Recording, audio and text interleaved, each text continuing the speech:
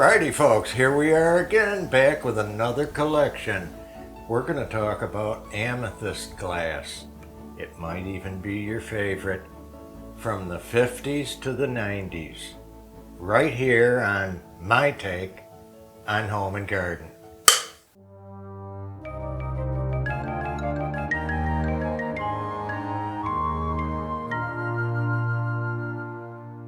So okay, here we are folks. The first thing I'd like to show and share is this incredible picture you saw we touched on in another video. I had gotten it for Angela for her birthday. This picture is special in several ways. It certainly came out of West Virginia.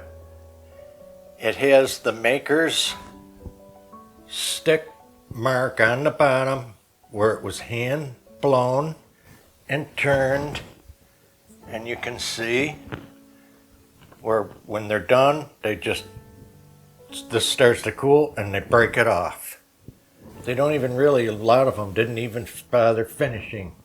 Okay, so now this upper neck, I want to show you, has a twist to it in the design. So it's really unique. What I love about this and what helps date it is some imperfections and bubbles in the glass. With the earlier stuff, you have to get over it.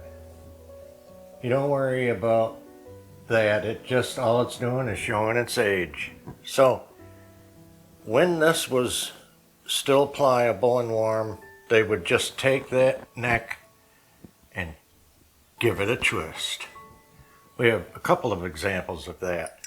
This picture with the applied pressed on handle in the same color, that puts this in the 50s to me. Just super good. Now here's its nephew. It could have come out of the same shop. This little creamer, same idea. This has been broken off, hand blown as well, applied, same color handle, crimped down, gave it a twist, and then put the handle on.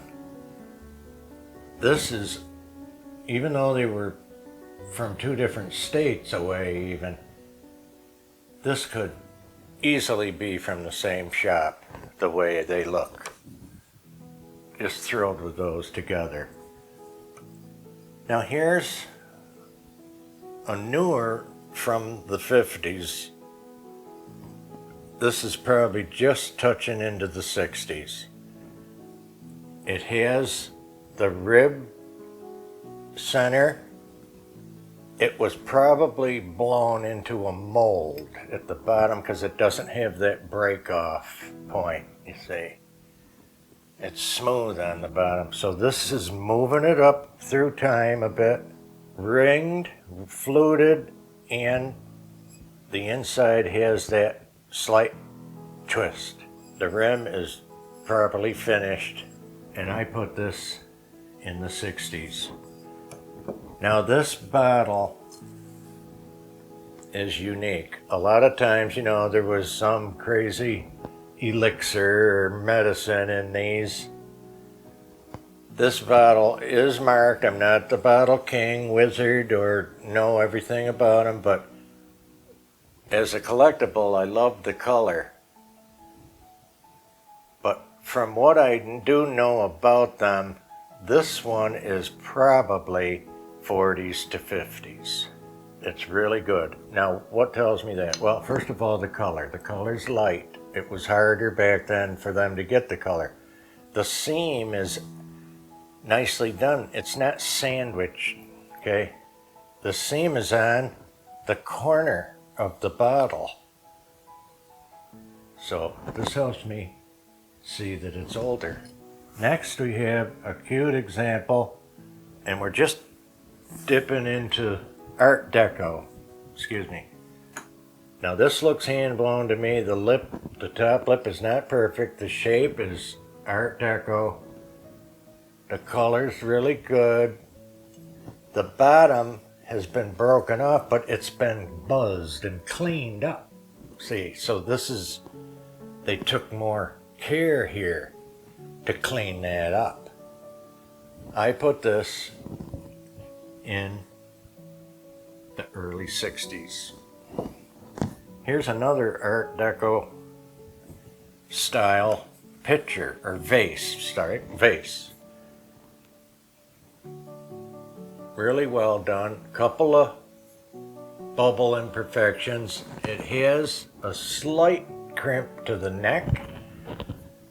The top is swirled like this was actually, could have been blown and filled in here, but I think this is getting closer to where they were machining things. The top is not smooth. This is where it was removed, probably from the mold, and the top was simply sanded, wet sanded off, see?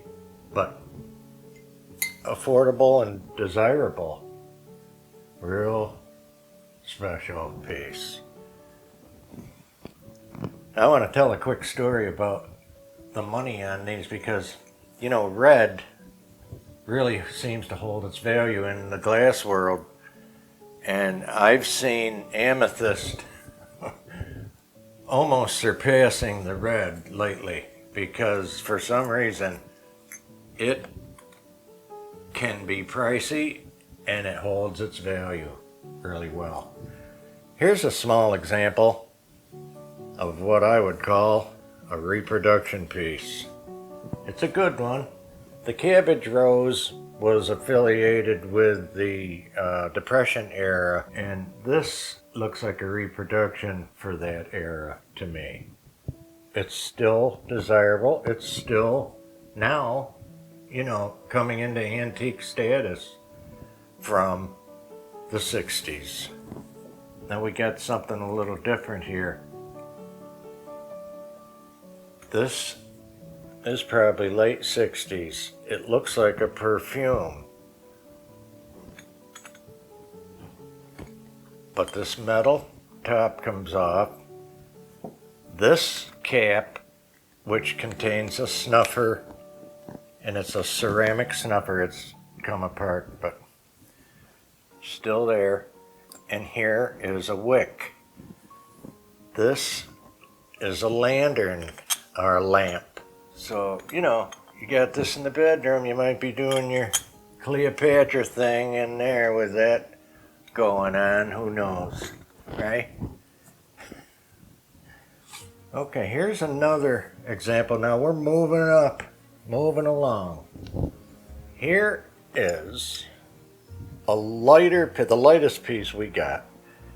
It's a compote, candy dish. It resembles the English hobnail, but it's not English hobnail. The cuts in it, I call diamond cuts. It's a diamond pattern, the same as on both sides, yeah. So this probably was molded like this, over a steel dome, and two waffle iron mold pieces came in like this. And that is an example of what we call sandwich glass. It's sandwiched in between the plates. Diamond cut from the late 60s, 70s, right on that edge. This little oil lamp, if you remember our amber glass collection, this could be a working oil lamp. The little hurricane chimney is the size of a cigar. It has the working wick. This could work, but of course, who's gonna really burn it? Especially if you go try to find one and see what they want for it today. This was molded, and then the top and bottom here was wet sanded smooth. So it was cut off, wet sanded smooth from its mold. That's why that puts it into the 70s for me. Super, super cute. Where are you gonna go?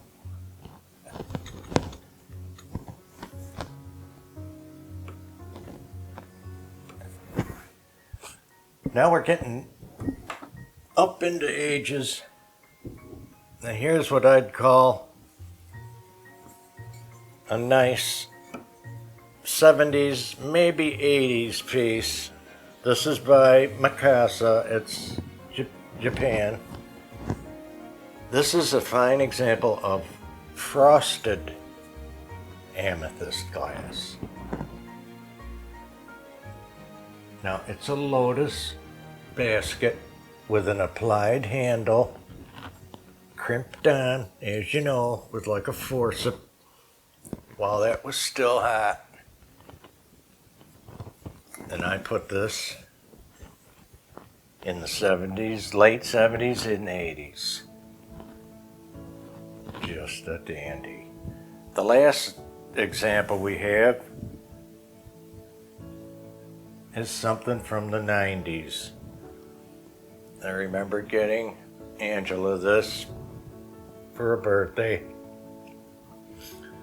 Now this is a cute example of a perfume.